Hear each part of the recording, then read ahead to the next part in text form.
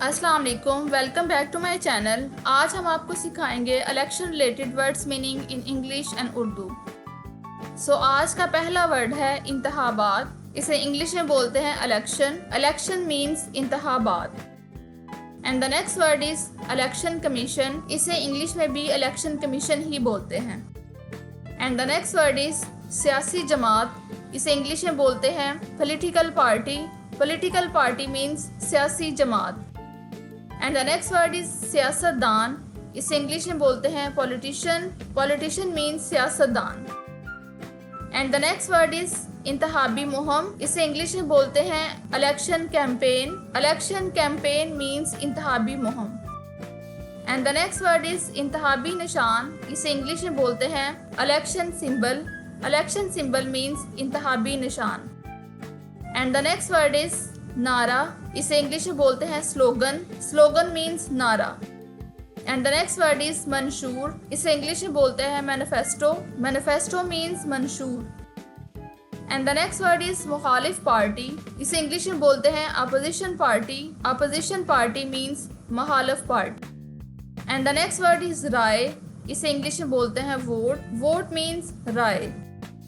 And the next word is رائے دینے والا۔ اسے انگلش میں بولتے ہیں ووٹر۔ ووٹر مینس رائے دینے والا۔ And the next word is vote ڈالنا۔ اسے انگلش میں بولتے ہیں cassette ones vote. Cassette ones vote means vote ڈالنا۔ فار ایگزامپل، میں نے اپنا ووٹ ڈالا۔ اسے انگلش میں ہم اس طرح بولیں گے آئی کیسٹ مائی ووٹ۔ آئی کیسٹ مائی ووٹ، میں نے اپنا ووٹ ڈالا۔ And the next word is حق رائے دہی۔ اسے انگلش میں بولتے ہیں فرنچائز۔ فرنچائز مینس حق رائے دہی۔ And the next word is انتخاب گاہ۔ اسے انگلش میں بولتے ہیں polling station. Polling station means انتخاب گاہ، کوئی عمارت جہاں الیکشن میں حق رائے دہی یا ووٹ ڈالنے کا انتظام کیا گیا ہو۔ پولنگ اسٹیشن کا دوسرا نام ہے polling place. Polling place means انتخاب گاہ۔ And the next word is انتخابات میں ووٹ دینے کی جگہ۔ اسے انگلش میں بولتے ہیں polling booth. Polling booth means انتخابات میں ووٹ دینے کی جگہ۔ And the next word is postal vote. اسے انگلش میں بولتے ہیں postal vote. Postal vote means postal vote, voting کا ایسا نظام جس میں لوگ اپنے ووٹ بذریعہ ڈاک بھیجتے ہیں جب وہ موجود نہیں ہوتے، اسے پوسٹل ووٹ کہتے ہیں۔ And the next word is vote. اسے انگلش میں بولتے ہیں belt. Belt means vote. And the next word is electronic voting machine. اسے انگلش میں الیکٹرانک ووٹنگ مشین ہی کہتے ہیں۔ الیکٹرانک ووٹنگ مشین ایک ایسی مشین ہے جو کاغذ کے بغیر الیکشن میں ووٹ ریکارڈ کرنے کے لیے استعمال ہوتی ہے۔ And the next word is ضابطہ اخلاق۔ اسے انگلش میں بولتے ہیں code of conduct. Code of conduct means ضابطہ اخلاق۔ And the next word is اتحاد۔ اسے انگلش میں بولتے ہیں الائنس۔ الائنس مینس اتحاد۔ And the next word is عظیم اتحاد۔ اسے انگلش میں بولتے ہیں grand alliance. Grand alliance means عظیم اتحاد۔ And the next word is ضمنی انتخاب۔ اسے انگلش میں بولتے ہیں by election. By election means ضمنی انتخاب۔ And the next word is عام انتخابات۔ اسے انگلش میں بولتے ہیں general election. General election means عام انتخابات۔ And the next word is بحث۔ اسے انگلش میں بولتے ہیں ڈیبیٹ۔ ڈیبیٹ مینس بحث۔ And the next word is مجلس قانون ساز۔ اسے انگلش میں بولتے ہیں پارلیمنٹ۔ پارلیمنٹ مینس مجلس قانون ساز۔ And the next word is parliament کارکن۔ اسے انگلش میں بولتے ہیں member of parliament. Member of parliament means parliament کارکن۔ And the next word is رکن قانون ساز اسمبلی۔ اسے انگلش میں بولتے ہیں member of legislative assembly. Member of legislative assembly means رکن قانون ساز assembly. And the next word is قانون ساز اسمبلی۔ اسے انگلش میں بولتے ہیں legislative assembly. Legislative assembly means قانون ساز assembly. And the next word is امیدوار۔ اسے انگلش میں بولتے ہیں کینڈیڈیٹ۔ کینڈیڈیٹ مینس امیدوار۔ And the next word is آزاد امیدوار۔ اسے انگلش میں بولتے ہیں independent candidate. Independent candidate means آزاد امیدوار۔ And the next word is کاغذات نامزدگی۔ اسے انگلش میں بولتے ہیں nomination paper. Nomination paper means کاغذات نامزدگی۔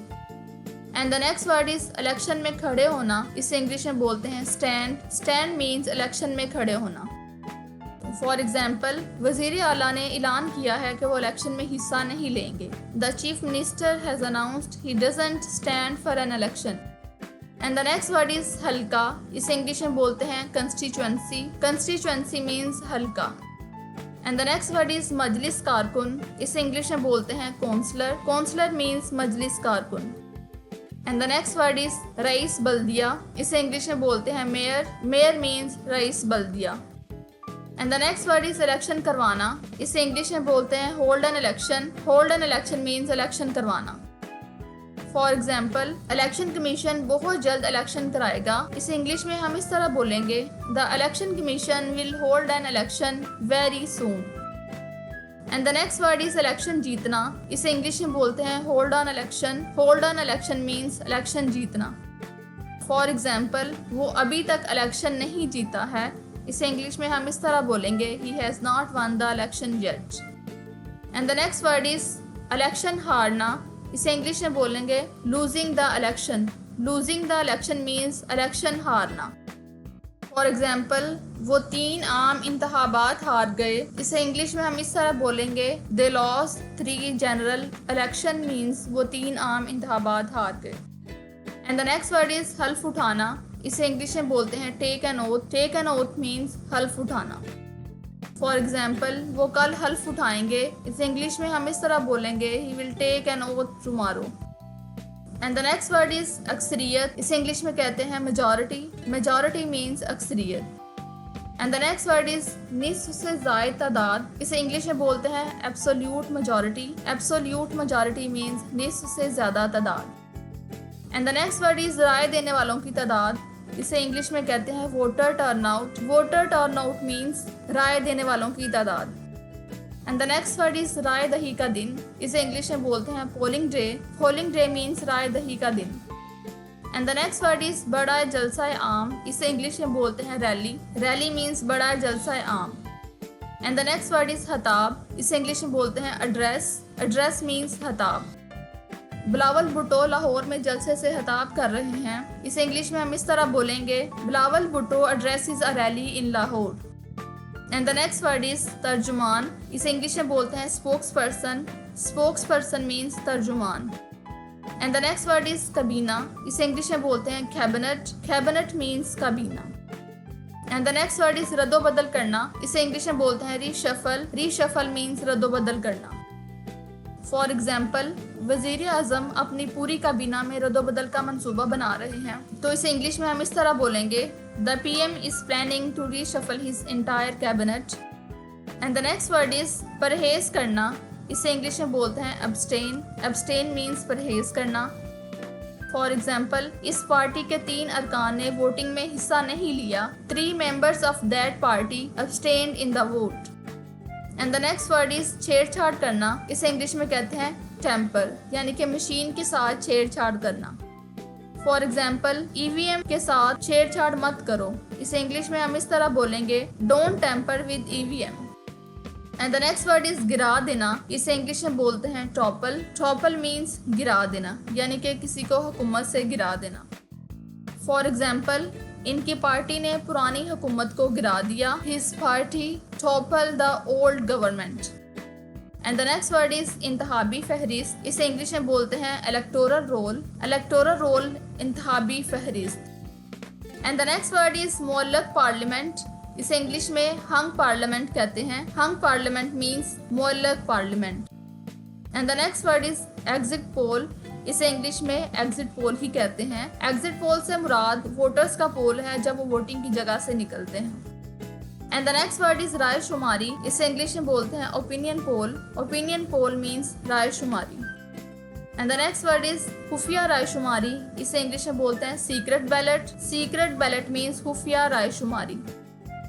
And the next word is poll कारकुन, इसे इंग्लिश में कहते हैं poll worker. Poll worker means poll कारकुन.